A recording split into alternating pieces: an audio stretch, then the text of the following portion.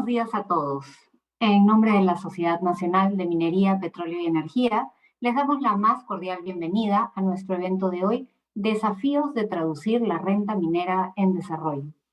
La conferencia de hoy está iniciando a las 10 de la mañana y durará hasta las 11. El programa que seguiremos tendrá primero una breve exposición introductoria, seguida de un diálogo entre los miembros de nuestro panel. Pero antes, escucharemos las palabras de bienvenida a cargo del presidente del comité organizador del 14º Simposium del Oro, Plata y Cobre, José Augusto Palma. Adelante, José Augusto. Muchas gracias. Muy buenos días. Como presidente del 14º Simposium Internacional del Oro, Plata y Cobre, me es muy grato darles la bienvenida al segundo evento Camino al Simposium que organiza la Sociedad Nacional de Minería, Petróleo y Energía. El evento de hoy tratará de un tema de particular relevancia para nuestro país, donde existe una urgente necesidad de cerrar brechas y generar bienestar para la población. Los inmensos recursos generados por la minería durante la última década no han sido aprovechados de manera efectiva por los distintos niveles de gobierno para mejorar la calidad de vida de la población, y esto tiene que cambiar. No se trata de un tema de falta de recursos, ya que está demostrado que los gobiernos regionales y locales solo han podido invertir en promedio el 61% de los recursos que han recibido de la minería durante la última década. Por lo tanto, es imperioso hacer algo para mejorar la gestión del Estado y el sistema actual de manera de realmente generar desarrollo y bienestar para todos. Tenemos la suerte de contar con 3 especialistas y una moderadora de lujo que por experiencia profesional conocen a fondo este tema. Estoy seguro que enriquecerán el debate con su análisis y propuestas. Este evento y los próximos que organizaremos en los siguientes meses servirán de antesala para el 14º Simposium Internacional del Oro, Plata y Cobre, el cual se llevará a cabo en Lima los días 10 al 12 de mayo del próximo año. El comité organizador que presido viene trabajando para que el simposium sea un importante espacio de análisis y discusión sobre los retos de la minería y su contribución a la reactivación económica y desarrollo del país, sobre la base de la sostenibilidad y la buena gobernanza. Los invito desde ahora a sumarse a este esfuerzo, esperando contar con su participación activa, presencial o virtual, en esta nueva edición del simposio. Los dejo con la doctora Ángela Grossheim, ex ministra de Energía y Minas y reconocida profesional con amplia experiencia en el sector privado y público. Ángela será la moderadora de este panel que hoy nos reúne. Muchas gracias y bienvenida, Ángela. Te escuchamos. Muchas gracias, José Augusto.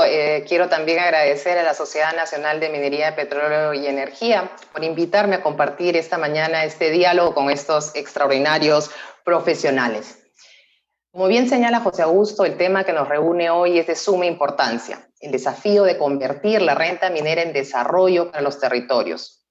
¿Cómo logramos que los recursos que genera el sector minero para el Estado se transformen realmente en bienestar para los ciudadanos? Para ello nos acompañan el día de hoy Carolina Trivelli, Milton Pongese y Pablo de la Flor. Bienvenidos. Para empezar, quisiera invitar a Pablo de la Flor, director ejecutivo de la sociedad, a darnos unos alcances sobre el canon y regalías mineras, a propósito de los diferentes estudios y análisis que viene realizando la sociedad.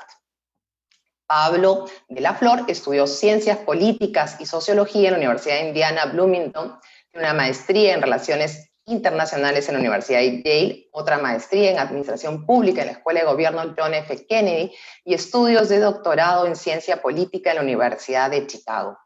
Fue viceministro de Comercio Exterior en el año 2003 y director ejecutivo de la Autoridad para la Reconstrucción con Cambios. Por favor, Pablo, adelante. Muchísimas gracias, Ángela, y me sumo a la bienvenida que ha formulado el presidente del Comité Sectorial Minero a propósito del tema que nos convoca, que es un tema de suma importancia y gran actualidad a propósito de varias de las propuestas que han ido circulando en este debate político en el que estamos enfrascados. Entonces voy a compartir con ustedes una visión panorámica de lo que significa el canon, que es lo que ha venido ocurriendo a lo largo de la última década, que sirva como antesala para la conversación y discusión que tengamos inmediatamente después. Así que, por favor, la siguiente lámina. Siguiente. A lo largo de la última década hemos visto un flujo sumamente importante de recursos mineros hacia las regiones y localidades productivas. Estamos hablando de casi 40.000 millones de soles transferidos desde el año 2011, con un pico en el 2012, que es producto del alza en los precios de los minerales. Tuvimos un pico en estas transferencias en el 2007, lo volvimos a tener en el 2012, y menciono esto porque seguramente a la luz del comportamiento que vienen exhibiendo los precios de nuestros principales metales de exportación, concretamente el cobre, veamos un pico hacia el próximo año. Son 40.000 millones de soles transferidos. Si sumamos el componente del canon gasífero e hidrocarburífero, tendríamos que agregar otros 20.000 millones, pero en esta oportunidad vamos a centrar el debate en el principal componente, que son estas transferencias mineras a las regiones productoras. El grueso de estos recursos, casi la mitad, se explican por las transferencias a los tres principales receptores, que son Ancash, Arequipa y La Libertad. Siguiente.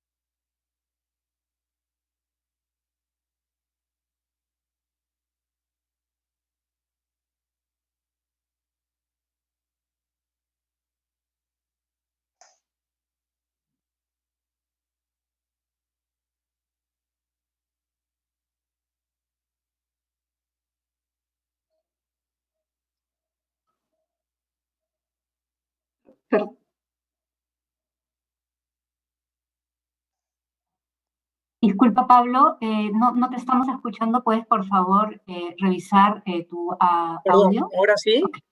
Por favor. Gracias. Nos quedamos en... ¿escucharon algún comentario respecto a esta filmina? No. No, comencemos desde esa filmina. Ya, perfecto. Mil disculpas. Estos accidentes técnicos. Como comentaba, entonces, estas transferencias han sido particularmente relevantes para varios de los gobiernos locales. Estamos hablando de casi el 22% del financiamiento que han recibido, explicado por el canon minero, el sobrecanon y las regalías. Es importante precisar que este monto ha venido decayendo en la última década, producto precisamente de los ajustes y reducciones en las transferencias desde el pico del 2012. Probablemente veamos una mayor participación en los próximos años si se mantienen las corrientes actuales en materia de precios, sobre todo en el cobre. Gran heterogeneidad en términos de el peso de estos ingresos, sobre todo importantes en el caso de las regiones que más canon reciben. Ancash, el 42% del presupuesto explicado por el canon, al igual que Moquegua con otro 42% y Tacna con 38%. Las regiones en las que este componente tiene menor peso, Puno con 16 y Apurímac con 17. Pero recordemos que en el futuro inmediato, en el caso concreto de Apurímac, lo que vamos a ver es un crecimiento significativo en la medida en que se comiencen ya no solamente a pagar las regalías, sino también el canon. Siguiente. Ahora, si revisamos los niveles de ejecución, que es la contraparte en esta ecuación, lo que descubrimos es que a lo largo de la última década, los gobiernos regionales y locales receptores de estas transferencias apenas han logrado invertir el 61% de sus presupuestos. Y aquí lo que vemos también es alguna variabilidad, no significativa, pero tenemos casos como el de Moquegua y Puno, donde tenemos niveles de ejecución que están por encima del, en 65 por encima del 65 y casos, digamos, con menores niveles de ejecución, como vendría a ser Junín o en su defecto Ancash. Entonces, estas cifras comparan negativamente respecto a lo que tiende a ser el nivel de ejecución de los gobiernos subnacionales y regionales, que está en el orden del 71 a 80%. Entonces, sí es claro que hay un menor nivel de ejecución de estos presupuestos en las regiones y localidades canoneras respecto al resto de gobiernos subnacionales. Siguiente. Otro dato interesante que puede servir para alimentar la discusión que tengamos más adelante es que en realidad no se detecta ninguna relación entre nivel de financiamiento de canon y ejecución. La ejecución fluctúa en ese rango que va entre el 40 y el 70%, independientemente del nivel de financiamiento de cada una de los distritos. Y eso lo vemos en el cuadro que estoy compartiendo con ustedes. Vemos una línea con una pendiente negativa en el caso de los recursos, y sin embargo lo que vemos es esta variabilidad dentro del rango que comentaba, de forma que no hay una relación entre nivel de financiamiento recibido y capacidad de ejecución de estos presupuestos. Siguiente. Si observamos cuál es la desagregación respecto a las prioridades con las que se ejecutan estos presupuestos, lo que llama poderosísimamente la atención es el fuerte acento que se le pone al componente de planeamiento, que ocupa el segundo lugar en la distribución de estas inversiones, apenas un punto por debajo de transporte, que es el rubro más importante en términos de concentración de inversiones de los gobiernos subnacionales. Planeamiento es una suerte de cajón desastre en el que se incorporan no solamente inversiones para la elaboración de expedientes técnicos, sino también mucho gasto corriente y compras de bienes y servicios. Hay una diversidad de pequeños subrubros que están comprendidos en planeamiento que, como vemos, casi multiplica por 5 el nivel de financiamiento que se le asigna a salud. Y esto resulta sobre todo dramático a la luz de la experiencia que hemos vivido este último año con la pandemia. El tercer rubro en importancia, educación, empatado con saneamiento. Le sigue el sector agropecuario con 9%, cultura y deporte, que son básicamente instalaciones deportivas de distinto tipo, con 5%, con ambiente y, reitero nuevamente, salud con 4%. Y después un gran bolsón de iniciativas de distinto tipo que están consolidadas bajo el rubro otros. Lo que vemos entonces es una gran dispersión del gasto. No vemos una concentración, sobre todo en ámbitos que puedan contribuir de manera significativa al cierre de brechas, y es un tema al que seguramente le dediquemos algunos minutos en la parte de discusión. Siguiente. Si fuéramos a revisar qué es lo que está ocurriendo con las brechas a nivel de los principales distritos y provincias, departamentos canoneros, lo que vemos es que en realidad hay una gran diferencia en uno de los tres rubros que tengo graficado en estos mapas. Me estoy refiriendo al de acceso a sistemas de saneamiento. El promedio para el país, 77%, y aquí sí vemos una clara diferenciación con casi todas las regiones mineras por debajo del promedio. No ocurre lo mismo en lo que atañe a electricidad, donde sí vemos una cierta igualdad en términos de cobertura y en menor medida en acceso a redes de agua por red pública. Es decir, si fuéramos a examinar lo que está ocurriendo en estos tres grandes e importantes rubros, la principal diferencia guarda relación con el acceso a estos sistemas y redes de saneamiento. Siguiente. Otra forma de entender qué es lo que está ocurriendo con el canon o cuáles son los impactos que ha tenido o ha dejado de tener, que uno hubiera esperado que tuviera, se desprende de la revisión del índice de desarrollo humano, que es un índice resumen que incorpora básicamente tres componentes: expectativas de vida a nacer, ingresos y acceso a la educación. Esos son los tres pilares del IDH que elabora Naciones Unidas, el Programa de Naciones Unidas para el Desarrollo. Aquí lo que vemos claramente es que ha habido un importantísimo incremento en el IDH en el país, un gran salto en términos del IDH desde el año 2010. Las regiones que estaban por encima del promedio, las regiones mineras que estaban por encima del promedio en el 2010, lo siguen estando en el 2019, y las que estaban por debajo del promedio, pues no han cambiado, lo siguen estando, quizá inclusive de manera más distanciada en el 2020. Entonces, lo que quiero transmitir es que la disponibilidad importante de recursos del canon esta última década en las regiones mineras no se ha traducido en un cierre de brechas respecto de la distancia que separaba algunas de estas regiones mineras del promedio del país. Siguiente.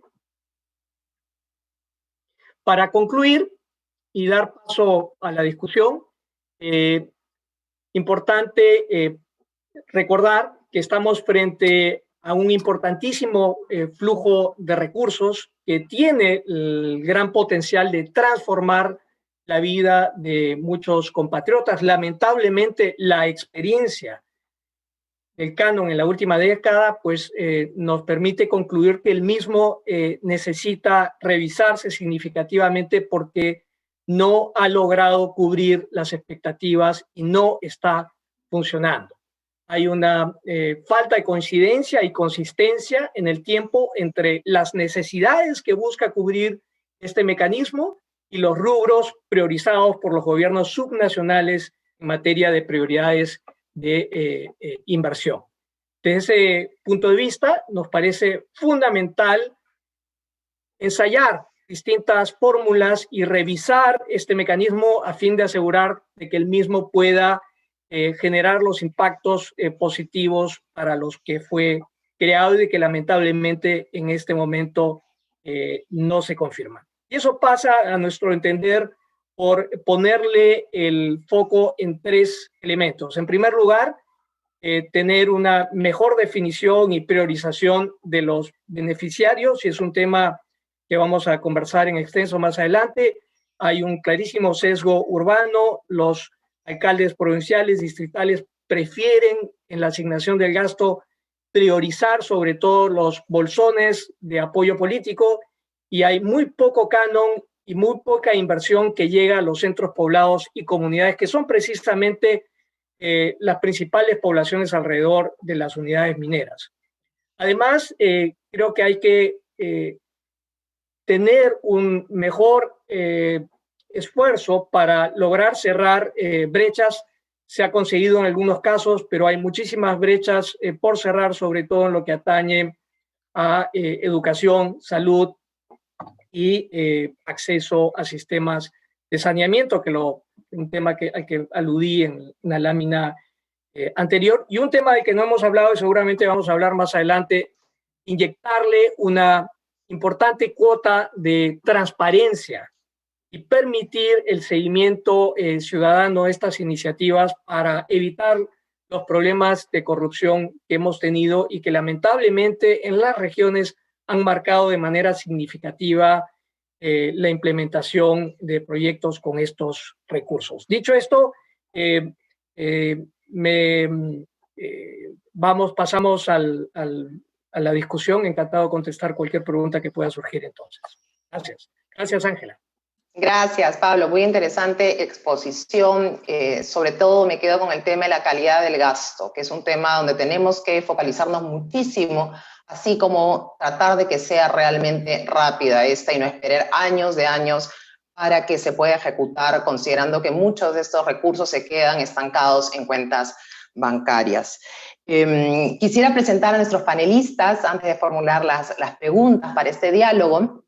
En primer lugar, quiero presentar a Carolina Trivelli. Ella es economista, magíster en Economía Agraria por la Universidad de Pensilvania. Fue la primera ministra de Desarrollo e Inclusión Social en el Perú y ha sido investigadora principal del Instituto de Estudios Peruanos y consultora para diversos organismos internacionales. Actualmente es consultora senior de la FAO y cuenta con publicaciones vinculadas a temas de pobreza, políticas sociales y desarrollo rural.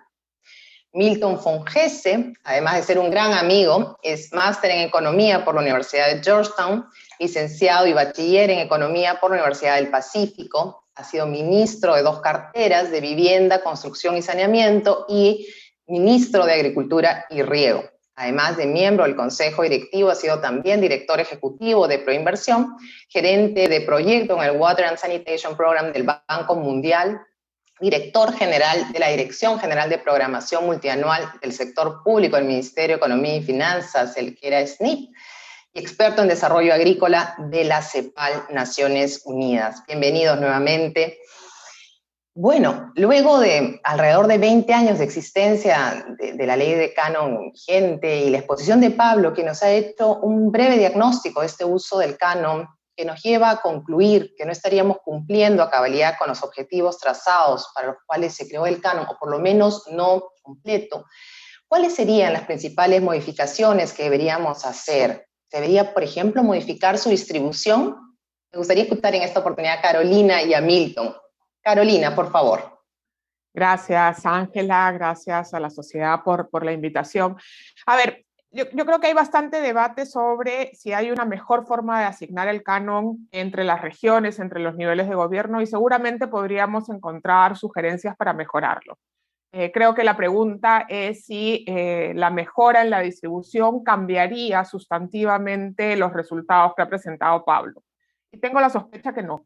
Que si bien podríamos movernos hacia una mejor distribución que fuera más proactiva, creo que la economía política de ese cambio es tan compleja en la situación actual que quizá vamos a enredarnos más que resolver un problema. Creo más bien que hay una agenda complementaria a los temas de cómo se distribuye el canon entre los niveles de gobierno, que tiene que ver con calidad de gasto, que tiene que ver con capacidades para la planificación y la priorización de proyectos, pero sobre todo para cómo enfrenta el Estado peruano en sus 3 niveles de gobierno el desafío del cierre de brechas en las zonas más alejadas, de mayor pobreza, en los ámbitos de influencia de los proyectos mineros. Creo que seguimos pensando esto demasiado sectorialmente cuando tenemos que pasar a pensarlo más territorialmente, más como paquete, ¿no? Creo que por ahí hay una ruta de trabajo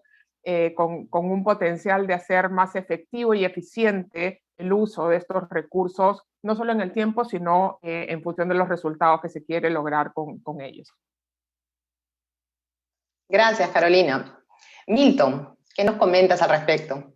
Bueno, concuerdo plenamente. Primero agradecerles la invitación a participar en este evento. Siempre es un gusto compartir con ustedes. Y decir que estoy fundamentalmente de acuerdo con Carolina. En el pasado ha habido algunos intentos de modificar la distribución del canon y el problema es que en un Congreso unicameral donde hay representantes de distintos territorios, pero incluso dentro del territorio más agregado de la región hay el que nació en la provincia A, en la provincia B, y estos intentos fracasaron rápidamente porque cada uno de ellos se ve afectado o beneficiado, y en esa medida los afectados se oponen grandemente y los beneficiados incentivan a que los otros que no se habían dado cuenta que se estaba repartiendo el canon otra vez también entran a la cola y se genera una dinámica horrible. Entonces, ideal sería, políticamente viable, lo veo muy difícil,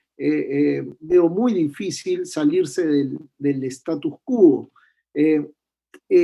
Porque además, en el pasado también, lo que hemos visto con el canon tal cual, es que a veces los niveles regionales y provinciales apoyan más a los distritos donde ganó la persona de su partido. Entonces, y muchas veces los dejan de lado. Tú lo ves, ¿no? Recuerdo alguna vez que viajé por varios sitios en Espinar, en todos habían palacios municipales, iglesias, constructuras enormes, pero en otros no, y era porque el alcalde de aquella época repartía el canon en función a la conveniencia política de su partido. Entonces, no sé si cambiar la distribución es una pelea a la que hay que meterse ahora. Creo que hay otras. Creo específicamente que la principal crítica para mí es, uno, que no existe una visión de desarrollo del territorio compartida. O sea, no sabemos qué Ancash es el que yo quiero en el largo plazo. Y cuando digo el que yo quiero, me refiero no solamente a las autoridades locales, sino también a las regionales, pero también al gobierno nacional. El gobierno nacional tampoco tiene una mirada de desarrollo de los territorios. Y lo primero que se tienen que poner de acuerdo es cuál es esa mirada, y sobre eso construir la cartera de proyectos limitada, que no deberían ser más de 5 o 6 proyectos, que me ayuda a avanzar de manera sustantiva a esa visión y tener ese paquete. De olvidarnos, hice una evaluación en La Encañada hace años, y cuando veía la cartera de proyectos estaban 2 edificios municipales, un coliseo cerrado, el estadio, en fin, habían como 16 iglesias, etcétera, etcétera. Sumabas todo eso y no te llevaba a un desarrollo, y de hecho las últimas cifras de pobreza que habían disponibles, que eran hasta el 2013, si mal no recuerdo, 10 años de canon después, no habían reducido 1% la pobreza, justamente por eso, porque el conjunto de intervenciones no hacían un todo en bienestar a la población. Entonces, uno, tener esa visión compartida, y para eso el Invierte PE con la programación multianual era la herramienta ideal para crear esa visión, pero que no, lamentablemente no se ha materializado. Segundo, sí, yo pondría reglas de financiamiento mucho más estrictas. Yo metería los fondos del gobierno nacional, del gobierno regional, y complementado también con adicionales del gobierno nacional para financiar esa cartera prioritaria, y se la daría para que la ejecute a esta figura nueva que es muy interesante, a la de los PIP, de los proyectos especiales de inversión pública, con un PMO ahí al lado para que se asegure la ejecución de esa cartera y avanzar de manera sustantiva, ¿no? Y esa cartera podría ser, por ejemplo, en un caso podría ser solamente proyectos de agua y saneamiento, con lo cual el encierro esa brecha, o empezar por salud, educación y agua y saneamiento, y después vemos el resto, o que otros recursos se dediquen al resto de cosas. Y finalmente, 2 temas que son fundamentales alrededor de esto es el de la transparencia. Recuerdo que en alguna época el IFC del Banco Mundial apoyaba un mecanismo que se llamaba el MIM, que involucraba a la universidad, a las ONGs, a los líderes regionales en el monitoreo de la ejecución del gasto, y era una buena cosa. Yo no sé si todavía se sigue haciendo. Y la otra es la operación y mantenimiento. Creo que los proyectos que se ejecuten con el canon deberían ser capaces de que en un fideicomiso, por ejemplo, entre el valor presente del flujo de gasto corriente de ese proyecto por 20 años, para que después, el día que se inaugure el centro de salud, la escuela o lo que sea, pueda tener asegurado el financiamiento de sus gastos corrientes. Más o menos iría por ese lado. Gracias, Milton. Carolina, efectivamente, no tenemos esa mirada de visión conjunta, qué es lo que queremos hacer. Sobre esa base, sobre la base de pensar en ese desarrollo territorial en conjunto, se puede trabajar muchísimo y cambiar las fórmulas como la venimos trabajando el día de hoy. Durante mucho tiempo nos hemos concentrado en las transferencias de recursos, ¿no? Durante años hemos señalado cuánto se ha transferido. Y si bien, como señalaba Pablo, existen casos exitosos, ¿no? Y ha habido, por supuesto, los números nos dicen, una reducción de la pobreza y desigualdades, ¿cómo podemos mejorar para la priorización de esos proyectos? ¿Cómo conseguir una formulación adecuada de proyectos y que estos no sean modificados con el cambio de autoridades? ¿Hay alguna forma de mejorar esa rendición de cuentas?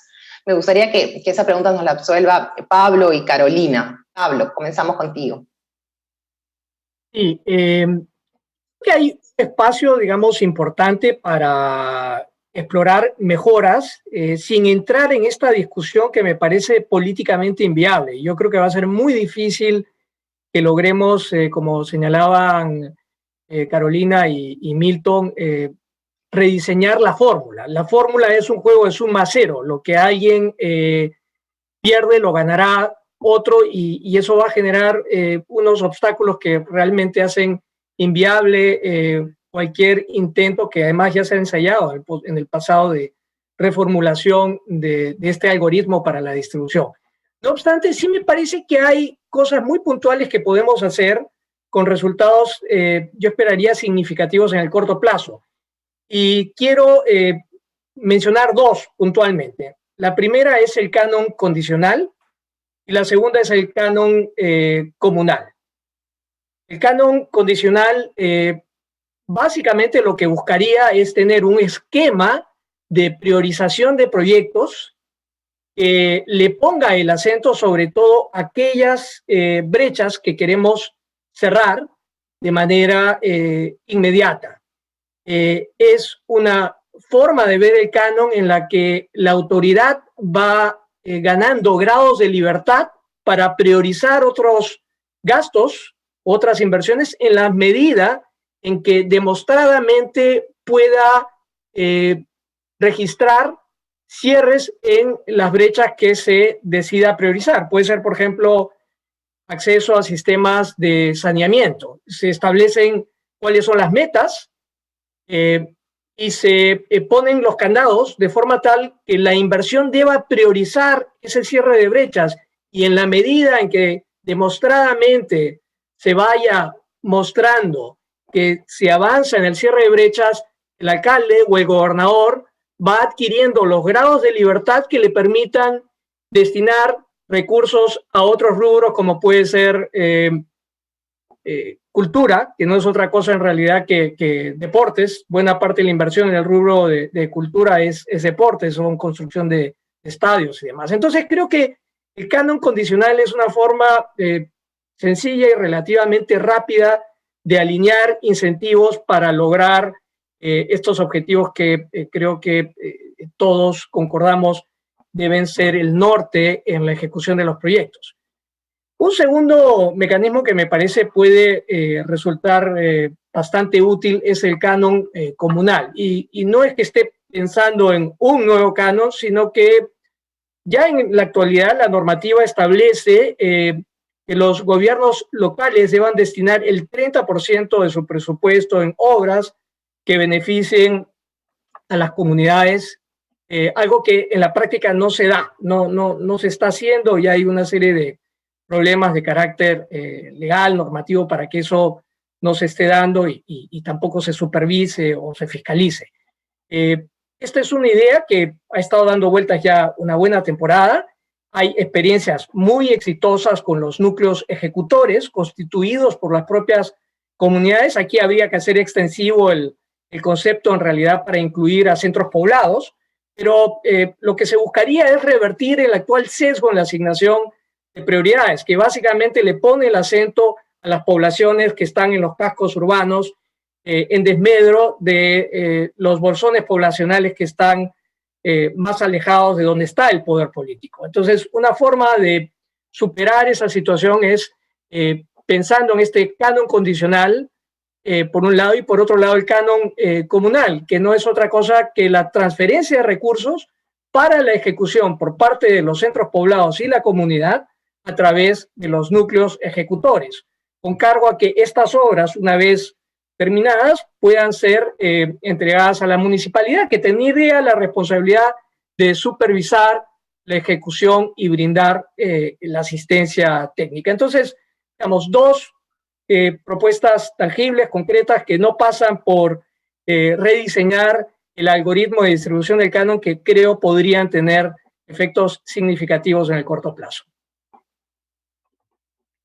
Gracias, Pablo. Carolina, te escuchamos. A ver, déjame tratar de ligar esto con un par de cosas que mencionaron Pablo y Milton en sus comentarios recientes. Una, yo concuerdo con Milton en que necesitamos tener clara cuál es la visión de qué tipo de desarrollo, de futuro queremos para una región, una localidad o un centro poblado. Pero también tenemos que asegurar que tenemos una definición de algo que ha insinuado Pablo, y es cuál es el paquete mínimo que todo centro poblado en el Perú tiene que tener, ¿no? Su conexión de agua, sus reglas de saneamiento, acceso a energía, un camino, conectividad, ¿no? Telecomunicaciones, digamos. Ese paquete mínimo debería ser no negociable, ¿no? No debería ser la suma de 5 tipos de inversión, alguien que haga el camino y 3 años después llegan las telecomunicaciones, no, tiene que ser un paquete que llega todo junto y se instala, porque el poder de transformar un paquete de inversiones en oportunidades de desarrollo se da cuando el paquete está completo. No nos sirve de nada poner electricidad y telecomunicaciones si no hay camino para relacionarse con los mercados, o poner un camino si no hay telecomunicaciones para, en el mundo actual, gestionar la logística y las ventas de cualquier cosa que se produzca en un territorio. Entonces, creo que junto con la visión tenemos que tener un paquete de mínimos no negociable, ¿no? Y ese paquete de mínimos no negociable tiene que ser financiado en la proporción que corresponda con estos recursos de inversión, y eso debería ser parte de la condicionalidad. El paquete mínimo se hace o se hace. Y en muchos lugares ese paquete mínimo ya está muy avanzado, pero le faltan complementos y necesitamos asegurar que ese mínimo esté, ¿no? Entonces, eso es lo primero. Lo segundo, creo que hay que asegurar que estos paquetes de inversión, para traducirse en desarrollo, tienen que generar un proceso de sincronización con asignaciones de gasto corriente, que pueden ser, como mencionaba Milton, para los temas de mantenimiento, ¿no? Que es fundamental, pero también para los servicios de gasto corriente complementario. Podemos hacer montones de escuelas, pero si no tenemos más plazas de docentes, el efecto en desarrollo va a ser nulo. Podemos tener las mejores conexiones de agua, todos conectados a la red de agua, pero si no tenemos un sistema que nos asegura el mantenimiento y la cloración del agua, el impacto en la salud de esas familias va a ser nulo, ¿no? Entonces, esta sincronización es una cosa que hoy día no está bien resuelta, y si no la resolvemos, el impacto de estas inversiones va a ser limitado.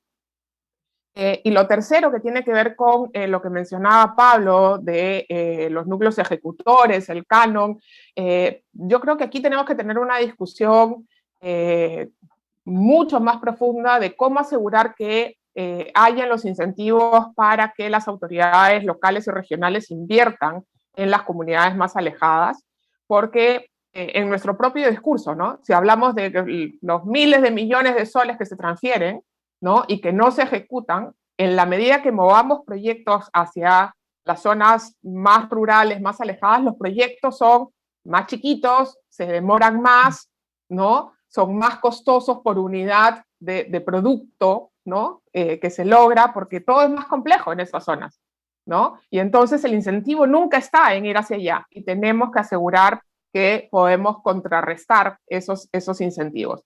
Y creo que los núcleos ejecutores son una herramienta potentísima. Yo soy una conspicua promotora de usar núcleos ejecutores para proyectos productivos, pero los núcleos ejecutores tienen limitaciones, ¿no? Funcionan en la medida que lo que se hace con el núcleo ejecutor son acciones sencillas, de bajo monto y técnicamente fáciles de implementar. Si no, comienzan a generar un conjunto de problemas que pueden generarnos el otro problema, que es un gasto de mala calidad, hecho en el lugar correcto, pero de mala calidad, que tampoco nos soluciona. Entonces, insisto en una cosa que dije antes, y es, tenemos que acompañar todo este proceso con un tema de capacidades para la toma de decisiones, para la priorización, para la preparación de los expedientes, que hoy día no existe, que no es vamos a capacitar a todos los que toman las decisiones, sino más bien generemos un sistema que le dé esos servicios a distintas instancias de gobierno, solamente con levantar la mano. Necesito a alguien que me ayude a hacer un proyecto de tal tipo, bueno, ahí está, ¿no? Hay un servicio del gobierno nacional, de todos los peruanos, para asegurar que esas inversiones son hechas en las mejores condiciones. Y creo que ahí, de nuevo, eso es parte de este proceso de sincronizar los esfuerzos de la inversión local con los esfuerzos de promoción del desarrollo desde el gobierno nacional, regional y local. Gracias, Carolina. Y siguiendo lo que señalas, el tema de capacidades, ¿no es cierto? Está claro que además debemos cambiar nuestro sentido de urgencia, ¿no? No podemos quedarnos años estancados en ello, a que salgan además y se ejecuten los proyectos. ¿Cómo podemos conseguir que los proyectos se ejecuten más rápido y que estos sean de calidad, buscando priorizar los servicios básicos y el desarrollo territorial? En esta oportunidad me gustaría escuchar a Milton y Pablo. Milton. Sí, bueno, en línea de lo que comenté, de entrar en combo en una cartera de proyectos que le pegue directamente a las brechas y ojalá sea fundamentalmente de servicios básicos. Me gusta mucho esta figura porque le da cierta autonomía y además te introduce la posibilidad de contratar al PMO que asegura en menos tiempo y de mejor calidad la ejecución del proyecto. Así que esa es una vía. La otra vía es similar pero diferente, que es incentivar el uso del mecanismo de obras por impuestos, con lo cual la empresa financiadora se convierte ella misma en un PMO, obviamente también contrata ayuda especializada, y también cuando uno ve las evaluaciones de los proyectos en Opori, lo que encuentra es que menores plazos, menores sobrecostos, y eso es importante.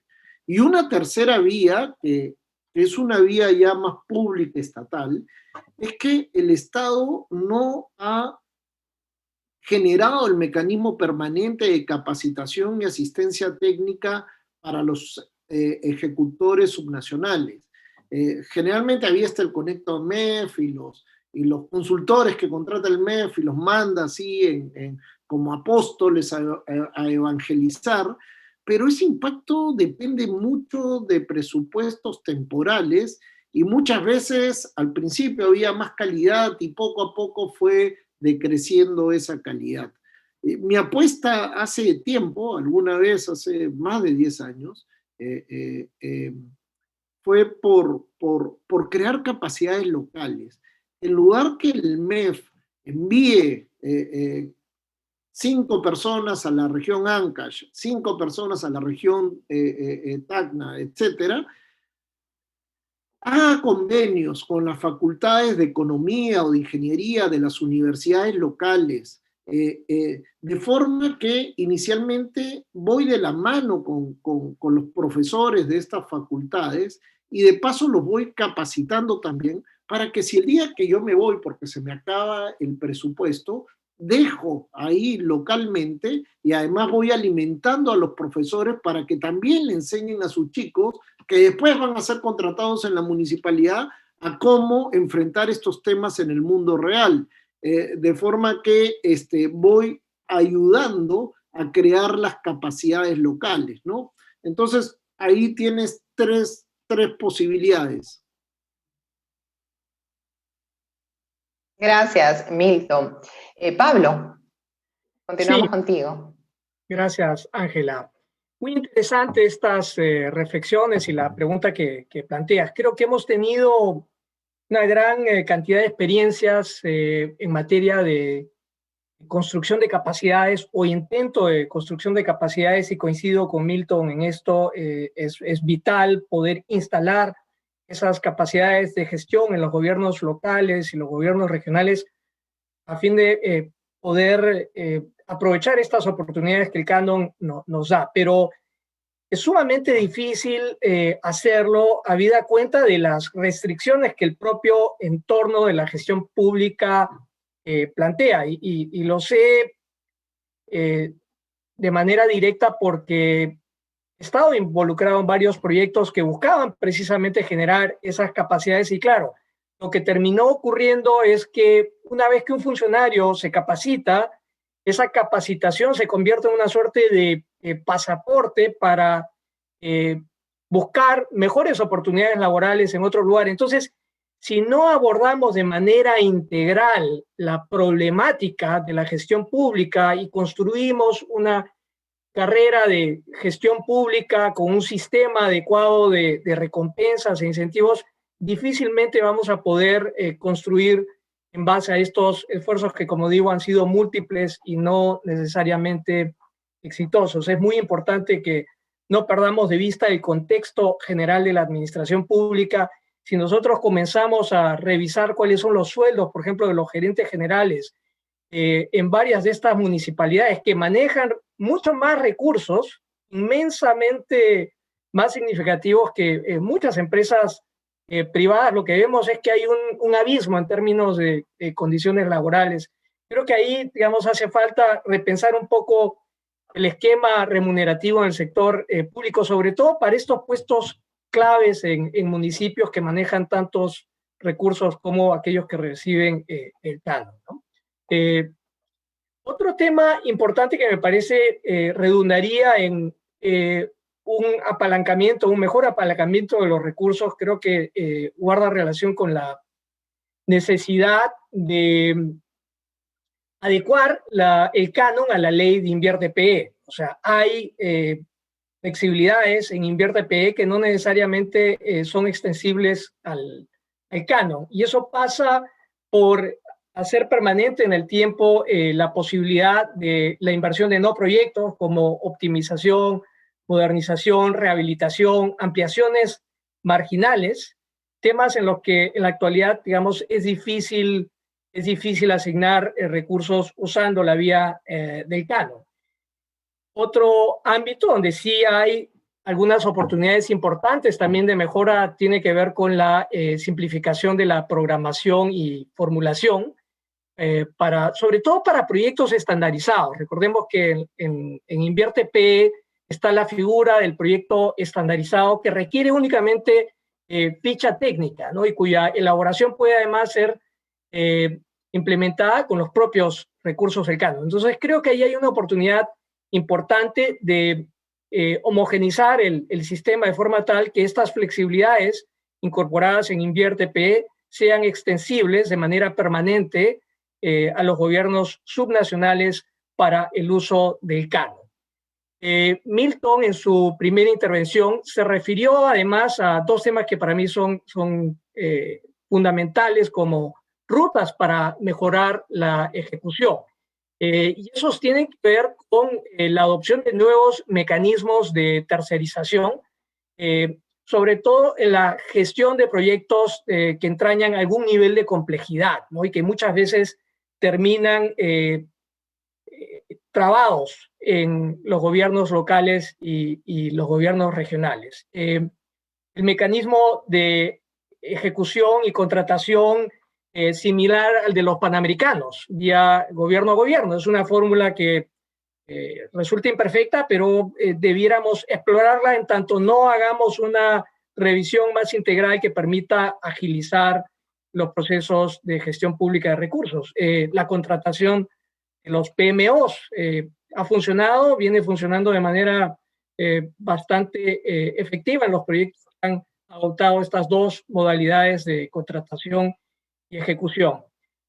Otra vía, la creación de proyectos especiales adscritos al gobierno, no solamente al gobierno central, sino también al gobierno regional o local, en el que se le carga la programación, formulación y ejecución de paquetes. Creo que aquí el componente de paquetes es muy importante. Hay unas economías de escala en la medida en que se puedan empaquetar estos proyectos que evidentemente tienen que haber sido previamente declarados como viables, ¿no? Y finalmente hay un tema que casi el elefante virtual en esta sala de Zoom, que es la propuesta que se ha venido discutiendo respecto de la transferencia directa de parte del canon a la población.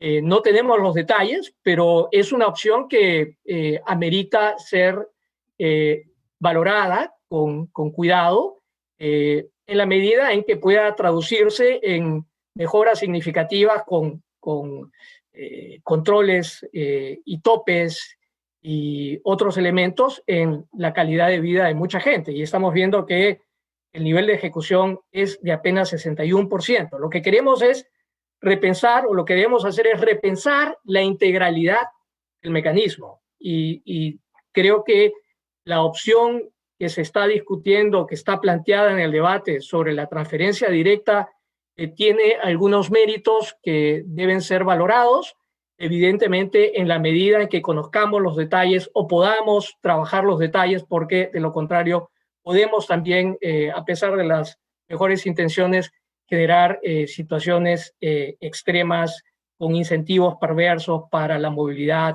de personas y transferencias excesivas, sobre todo en distritos que no son precisamente pobres, ¿no? Gracias, Pablo.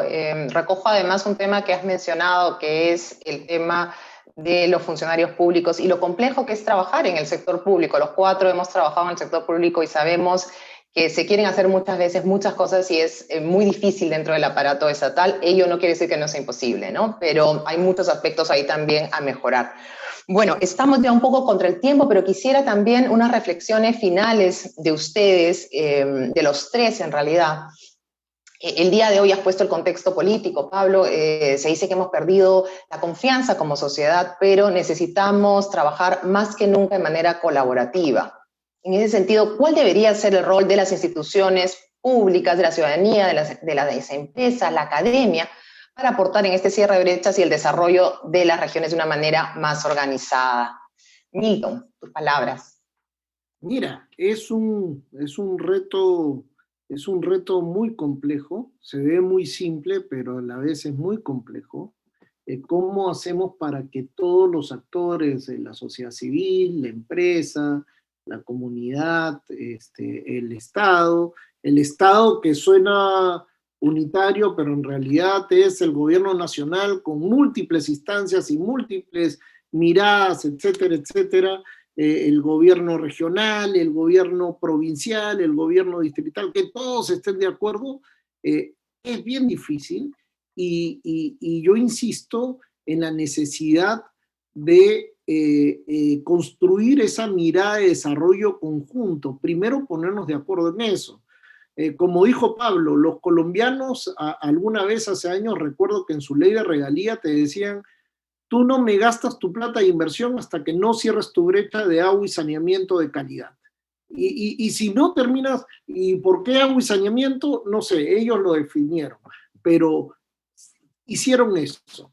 Nosotros podemos llegar a esa cartera mínima de intervenciones que finalmente nos lleven a esa visión de desarrollo. Y creo que teniendo esa visión es más fácil que todos los actores se alineen a esa visión. Obviamente dejando un porcentaje para otras cosas, ¿no? Para quitarle un poquito la rigidez al esquema.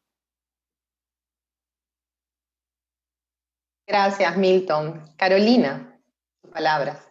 Sí, mira, yo muy en la línea de Milton, la agenda es enorme, ¿no? Y las cosas que se pueden hacer y para las cuales necesitamos coordinar y trabajar juntos es bastante amplia.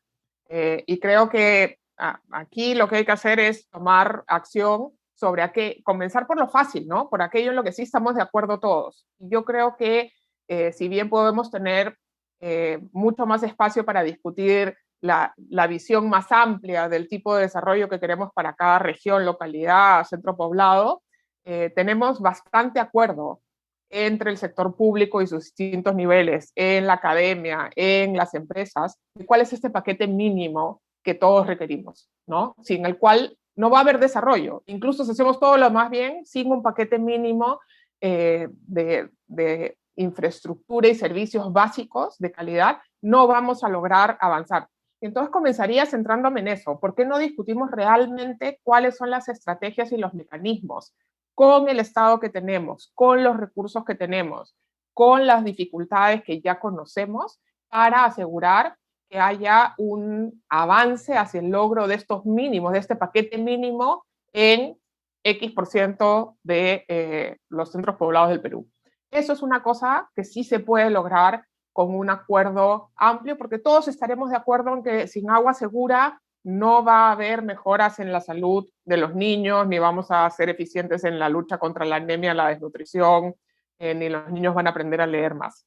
Entonces, bueno, comencemos por definir ese paquete de mínimos, el más mínimo que podamos, pero que sea imprescindible para todos, y sobre eso construyamos la agenda de implementación con lo que tenemos, no esperando que cambie todo y que las condiciones sean las mejores. Con lo que tenemos, ¿cómo logramos ese paquete mínimo? Y lo segundo es que sí creo que hay un espacio muy grande en el cual desde instancias como la sociedad, desde las empresas privadas, desde la alianza del sector privado con la academia, las universidades, los centros de investigación, se puede avanzar mucho, es en identificar aquellas innovaciones que permiten hacer más eficiente y con mayor impacto las inversiones que están en proceso. Hablábamos del agua. Perfecto conectar a todo el mundo a la red de agua, pero todavía hay unos problemas gravísimos para asegurar que el agua que llega por los tubos a las casas sea agua limpia, incluso en Lima, ¿no? Ni que les digo en zonas rurales donde 3% de las conexiones de agua transportan agua segura. Bueno, ¿cómo hacemos las innovaciones necesarias desde el sector privado para ofrecérselas al Estado, para acompañar los procesos de inversión? Hoy día no tenemos esas innovaciones resueltas, y son innovaciones tecnológicas, son innovaciones institucionales y son innovaciones de gestión. Creo que ahí hay un espacio para que hoy haya una plataforma amplia de contribución complementaria desde el lado privado, de investigación, de la academia, de la sociedad civil, para acompañar los procesos de inversión. Gracias, Carolina. Y efectivamente debemos comenzar por lo menos en lo que ya estamos de acuerdo, ¿no? Este mínimo. Pablo. Sí, yo no sé si ustedes lo sintieron, pero creo que esta discusión ha causado un movimiento telúrico. Así que hemos tenido un pequeño temblor hace un ratito. Yo que soy hipersensible a estas cosas lo he notado. Pero volviendo al tema de tu reflexión final, Ángela, muy pertinente, ¿no? ¿Qué se nos espera? ¿Qué podemos hacer? Y creo que esta triple crisis que el Perú ha vivido en los últimos meses ha desnudado uno de los principales, si no yo diría el más fundamental de los desafíos que tiene el país, que es el de reformular, reconstruir su Estado. El Estado peruano es un Estado precario, es un Estado pequeño, y es un Estado sin capacidades.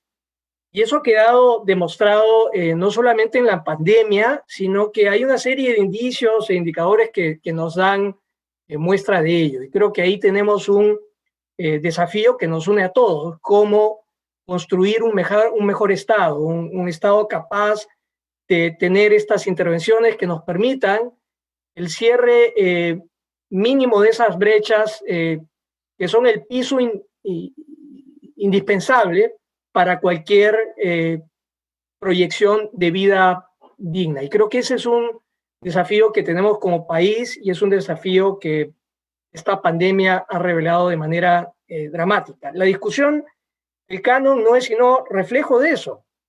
No es que no tengamos los recursos. El Estado peruano ha sido capaz de recaudar esos recursos.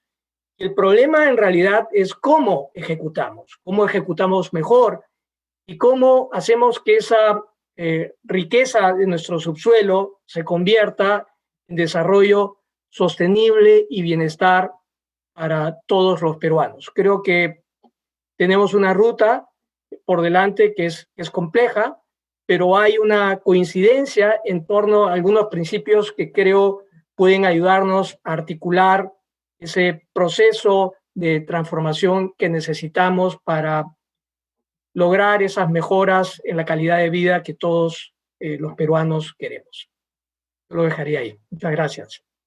Gracias, Pablo, Carolina, Milton. En realidad ha sido todo un diálogo muy enriquecedor y creo que podríamos conversar todavía durante mucho más horas sobre el tema. Han salido ideas muy interesantes y simpáticas. Creo que a todos nos ha quedado claro, obviamente, que hay recursos, que hay una buena cantidad de recursos, que hay deficiencias en la calidad del uso, del gasto, ¿no?, de estos recursos y obviamente en la ejecución. Pero lo que nos vienen diciendo nuestros expositores, y creo que ha sido una coincidencia, es que ello no va, o sea, podemos hacer múltiples cambios, podemos hacer múltiples mejoras y hay varios puntos para hacer ajustes, pero si no tenemos una visión compartida de qué queremos hacer, va a ser bien difícil, ¿no? Creo que es esta visión compartida, todos han coincidido que es importantísima sobre ello construir. Carolina nos hablaba además que se requiere un paquete mínimo dentro de, por ejemplo, un centro poblado, y se puede ir también ampliando a otras comunidades, distritos, en fin, y es verdad, o sea, es algo que Milton también señalaba, con el INVIERTE se habían tratado de estandarizar muchos temas y ello no ha podido continuar, lamentablemente. También se nos han planteado diferentes formas de financiamiento, los PMOs, todas son fórmulas alternativas que nos pueden ayudar a mejorar considerablemente no solamente la formulación de los proyectos, sino la ejecución de estos de una manera ordenada y a tiempo. Pablo nos ha hecho recordar de varios proyectos que ya existían, ¿no?, como el canon condicional, el canon comunal, que efectivamente con varios ajustes nos pueden ayudar a que los núcleos ejecutores rápidamente ejecuten determinados recursos para el cierre de brechas. Hay un punto que resalto, que me gustó de Carolina, es el tema de la sincronización en la asignación del gasto corriente, ¿no? Y nos puso ejemplos como en agua, educación, porque claramente no podemos ir por un lado con infraestructura y por el otro lado con lo que es la prestación de los servicios en el día a día.